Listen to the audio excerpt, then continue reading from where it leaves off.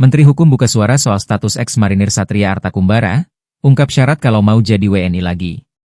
Menteri Hukum Supratman Andi Aktas buka suara soal status kewarganegaraan ex-marinir TNI Angkatan Laut, Satria Artakumbara.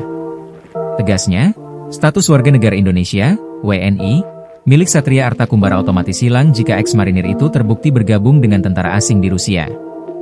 Saya tegaskan, tidak ada proses pencabutan kewarganegaraan Satria Artakumbara menjadi WNI, tapi yang bersangkutan kehilangan kewarganegaraan secara otomatis, ujar Supratman dalam keterangan tertulis kepada Kompas.com, Rabu, 22 Juli 2025. Kementerian Hukum, kata Supratman, belum menerima laporan resmi terkait status Satria Artakumbara sebagai tentara asing.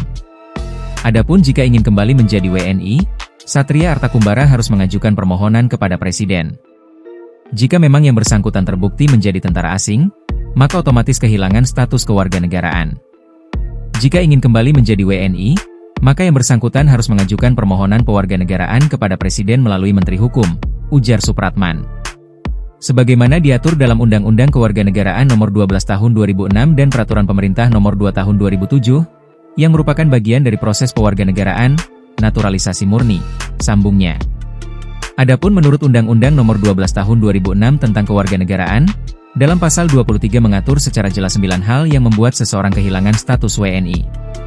Jika berkaitan dengan Satria Artakumbara, status WNI dapat hilang jika seseorang bergabung dengan tentara asing tanpa seizin Presiden. Hal itu diatur dalam pasal 23D.